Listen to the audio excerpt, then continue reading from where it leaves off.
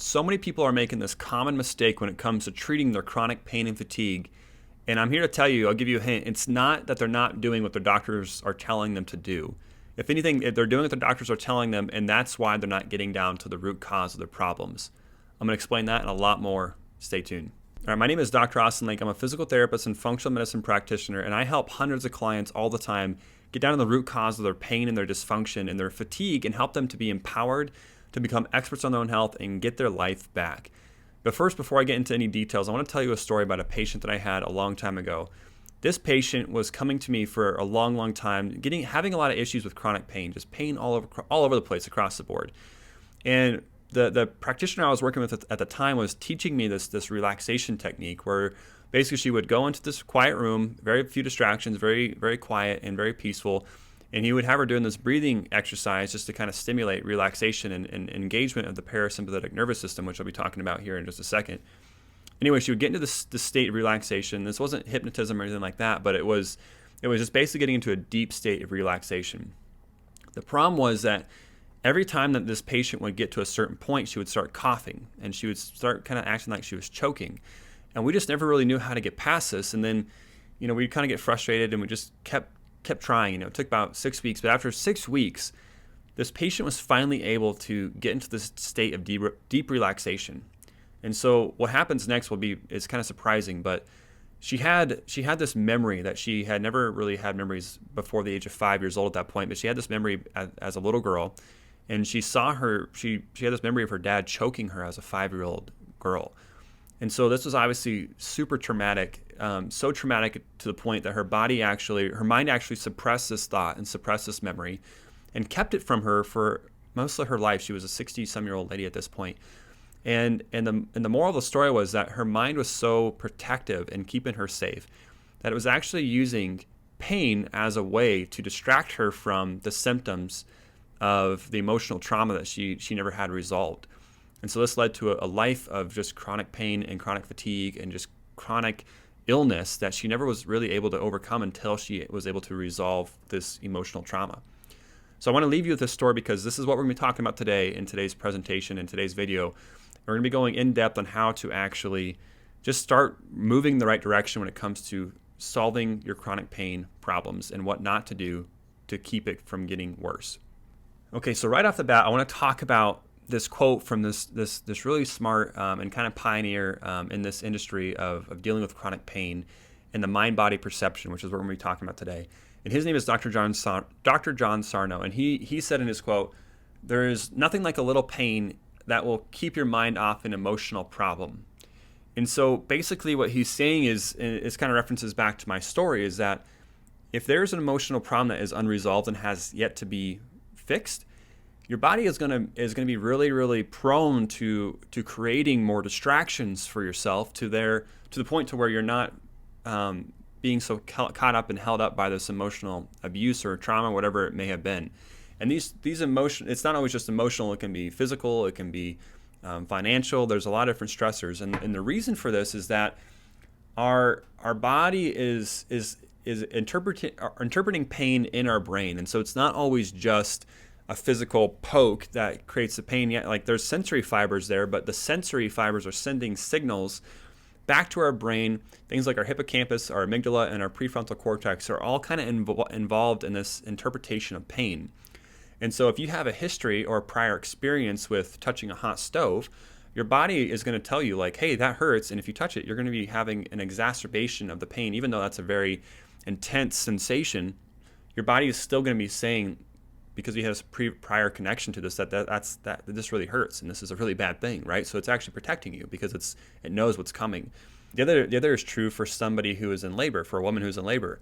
You think about all the anxiety of a first-time mother going into something that you don't know what's coming, and you're getting all tense. There's a lot of pressure, there's a lot of bright lights, there's not much of a relaxing environment, and your body is just getting caught up in this more and more tensing of your muscles, because in reality, your muscles have these things known as muscle spindles, and muscle spindles will actually create a bit of a chemical release of this substance P and unmyelinated C fibers that basically send signals back to your brain, indicating that there's a sensation being felt. But as this happens more and more, and for a chronic state where our bodies start to experience oxygen deprivation, because instead of having this nice, relaxing sensation, which is known as a parasympathetic nervous system response, where it's like rest and digest and fall asleep and have good digestion, your body is actually now moving into this other state, which is known as sympathetic nervous system response, where now things are getting more tense. Your muscles are anticipating a fight, so they're getting all geared up and they're trying to prepare you for running from a bear or running from an intruder, whatever the case may be. And this will often lead to a deprivation of oxygen to your muscles because of the long-term state of this. But this is why people will oftentimes experience an increase in their pain when they are experiencing an increase in stress, whether it is just short-term or long-term. This can actually perpetuate your pain response. Okay, so why is this so important? Well, I think it's very important because a lot of people will go to their doctor, they'll go to their practitioner, they'll get imaging done, and the imaging will show that they have, disc herniations or degenerative disc disease or degenerative joint disease or spinal stenosis, all these things that are really, really bad and really scary words that are indicating that it's like, hey, you have a reason for your back pain. Well, if you look again, if we reference back to Dr. John Sarno, he was one of the first to kind of pioneer this again, because he was able to show that there were a lot of people that were coming into him with back pain, and they would have these high rates of back pain, and they do imaging, and the imaging would show no mechanical issues related to their tissues, so no issues in the tissues, but yet they still had issues regarding their pain perception. And so what he would show is that you could have really, really terrible X-rays and terrible MRIs or terrible CT scans, and yet no pain, and vice versa. You could have terrible pain subjectively reported, and the MRIs or the CT scans or X-rays were perfectly fine. And so this led to this ongoing study of just that pain is not just physical, but also psychological. And so this is where people really just need to understand that if there are unresolved relational issues or unresolved emotional abuses or traumas or financial stressors that have not been resolved, you're more likely to experience an ongoing perception and worsening of your pain. And so again, the good news is that if you can understand this and be empowered to start working on these things and meet with a counselor and work it out with whoever you're having bitterness towards, or whatever the situation is for you, you can actually start to bring down your body from the sympathetic nervous system response, where it's always fight or flight, where you're always trying to basically survive, and moving more into this parasympathetic nervous response, where you can actually start to deliver oxygen to tissues and start to heal and recover and have good digestion and have good sleep, and start to actually become healed through this whole process of engaging your sympathetic or your parasympathetic nervous system. In his book, The Mind-Body Prescription, Dr. Sarno did a survey of 100 patients with back pain, and the goal of the survey is to see just how many people actually were able to improve by following his techniques of addressing the mind and the body connection. And so what he did was there was out of the 100 people, 60% of the survey that was represented there actually saw dramatic improvements just by once they realized that their pain was not just physical. Once they realized that there was a psychological and emotional component, just by doing that and doing some of his techniques, were actually able to fix their pain to the point to where it was very minimal. And so that was just by acknowledging the fact that pain is not just physical. So when considering our stress response, it's important to understand just how stress can have a big impact on your body. And I've done previous videos on this conversation, and I have more videos on this topic in my course that I offer to a lot of people, helping them overcome things like chronic pain and fatigue. But in this video, I want to kind of keep it fairly minimal to just have a better appreciation for what it can do. And so one of the examples I often give to my clients is just that people that are experiencing chronic states of stress for long periods of time, for 3-6 months to years, are more likely to experience this dysregulation of this system known as the HPA axis. And this is basically your hypothalamus, your pituitary gland, and your adrenal glands. And oftentimes I also see it involving the thyroid and the gonads. And so you can start to see even more of a worsening of the same axis. But for the context of this video, we're going to be talking about your adrenal glands and how you can start to experience this condition known as adrenal fatigue or adrenal exhaustion. And this is where your cortisol levels start to get lower and lower and lower, and your adrenal gland function is not able to keep up with the demand that your body is placing on it. So this leads to a worsening of things like fatigue and a worsening of protecting your body with the benefits of cortisol, and also to maintain proper electrolyte balance and just ability to basically just have energy and vibrance. So another response is that when your body is experiencing stress, and this can be a short-term response, this is actually a really cool thing that I like to tell my clients, but in the system that you're on, the state that your body's preparing for an attack or preparing to be in a war or a fight, it actually releases this thing known as fibrinogen, which is a protein that actually is designed to help to allow your blood to clot. And so that if your body is anticipating bleeding, it will actually prevent your body from bleeding out less or faster than it would otherwise if it wasn't clotting. And so this can actually keep as a very protective mechanism.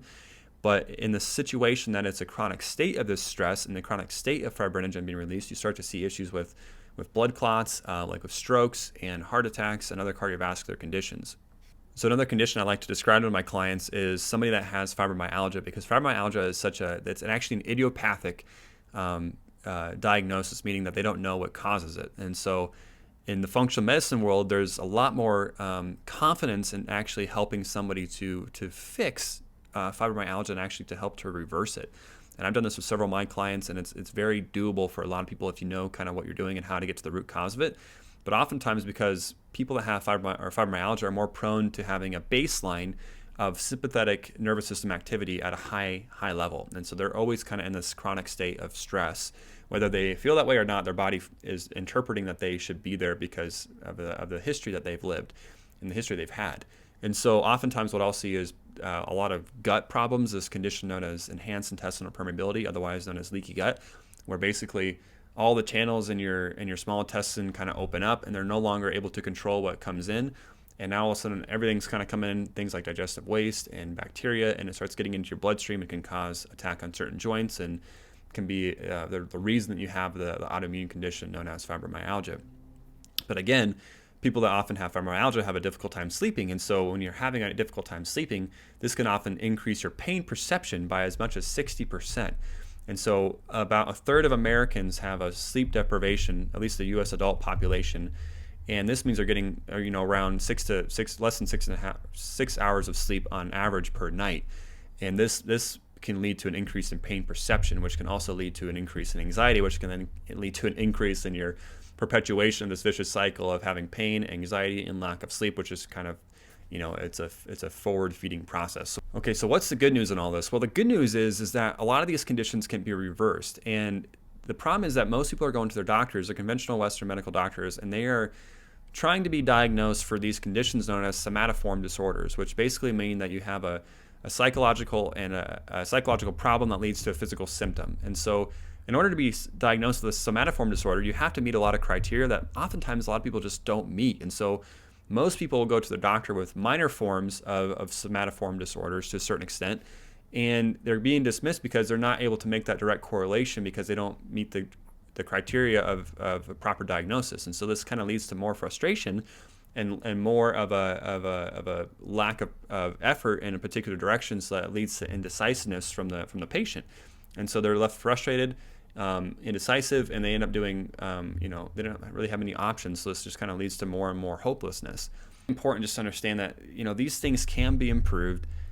There is a plan in place that a lot of practitioners like myself have been able to help to guide people out of this condition that they're dealing with, and just to encourage you guys that there's hope out there, and it all starts with your mindset, and it starts with having confidence in the direction that you're moving in and getting to the root cause of your dysfunction. And I think if you do that, and if you can really be consistent with it, your body will start to reverse gradually these problems that's been created for itself.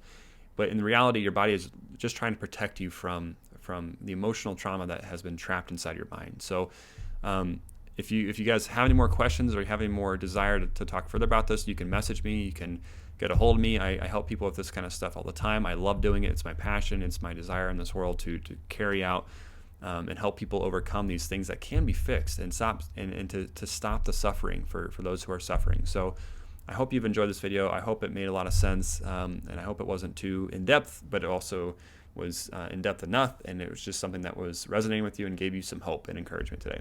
Have a blessed day.